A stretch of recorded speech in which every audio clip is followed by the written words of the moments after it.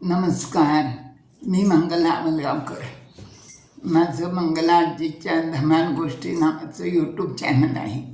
त्यावर मी लहान मुलांना गोष्टी सांगते आणि मोठ्यांसाठी बंधू भगिनींसाठी मी काही अनुभव सांगते, काही ललित लेख सांगते आणि काही गोष्टी पण सांगते. आज आता ही जी आहे कहाणी, ती लता वेलींची कहाणी नाव आहे लेखाचं. हाही एक ललित लेखच आहे आणि हा मी स्वतःच लिहिलेला आहे. तर पूर्वीच्या काळी जशा कहाण्या श्रावण महिन्यात आपण वाचत होतो, तशा प्रकारची ही त्या शब्दांमध्ये लिहिलेली कहाणी आहे. तर लता वेली कहाणी लता वेलींची. ऐका मैत्रिणींनो, ऐका भगिनींनो, कहाणी लता वेलींची. तशी आहे जुनी, पण काळानुरूप नवीन पण देऊन आलेली. पूर्वी कसे छान वाडे होते, भरपूर मोकळी जागा असायची आणि भरपूर मोठं अंगण पण असायचं. पण काळाचा महिमा आगळा, सगळा झाला घोटाळा. घरं गेली, वाडे गेले, एकत्र कुटुंब पण गेलं. सारी विभक्त झाली, फ्लॅट संस्कृती आली. हम दो हमारे दो अशी चौकोनी कुटुंब आली.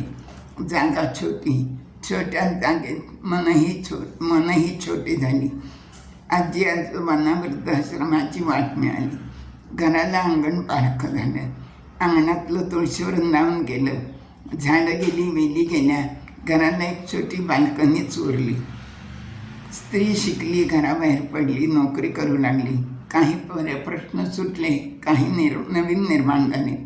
घरात लता वेलींना जागा नाही उरली. पण एक अशी निसर्गवेडी बाई होती. तिनं युक्ती केली. ती म्हणाली, छोट्या जागेत पण कुंडीत, नाहीतर अंगणाच्या एका कोपऱ्यात जाईचा जुईचा नाहीतर चमेलीचा वेल लावावा, वेलवर चढवावा, नाहीतर छोट्या मांडवावर वाढू द्यावा. त्याला सतत पाणी द्यावं. छोट्या जागेत सासू रोशनीसारखा वाढतो. छान हिरवागार वेल कसा शोभून दिसतो, मनाला मोहून टाकतो. लवलव पानं, घवघवेल, समृद्धीचा रंग, मनात त्याच्या उमंग. त्याला असतं धावायचं, वर वर चढायचं, आकाशाला भिडायचं, मागे वळून नसतं बघायचं. म्हातारं तर मुळीच नसतं व्हायचं. चैतन्यानं सळसळायचं. श्रावणात कळ्या लागल्या की मोत्याचे दागिने घालून मिरवायचं, नाहीतर हिरव्यागार पैठणीवर मोत्याचा कशिदा काढून दिमाखात उभं राहायचं.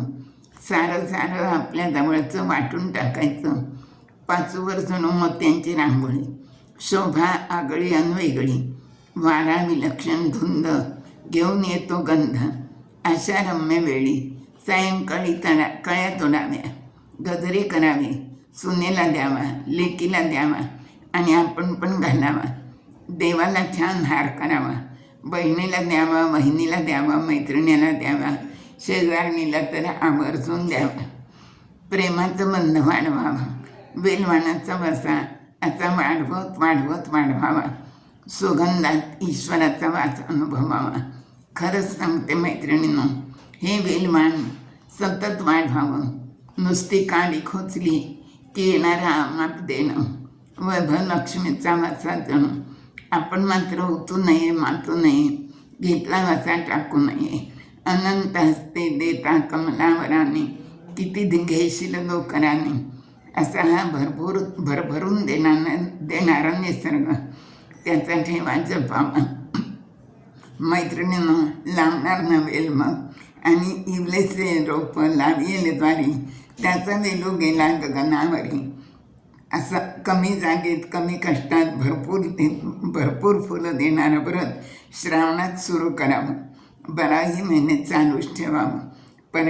पर्यावरणाला संतुलित ठेवण्यासाठी आपण आपलं खारेसारखं प्रत्येकीनं केलं तरी बघा कसा चमत्कार होतो तो. असं हे मंगल सुमंगल विश्वमंगल घडून येईल आपल्या हाताने. ही 60 उत्तराची कहाणी, 5 उत्तरे सुफळ संपूर्ण. तर अशी ही मला बागेत काम करत असताना सुचलेली लता वेलींची कहाणी मी आज आपल्याशी शेअर केली. धन्यवाद.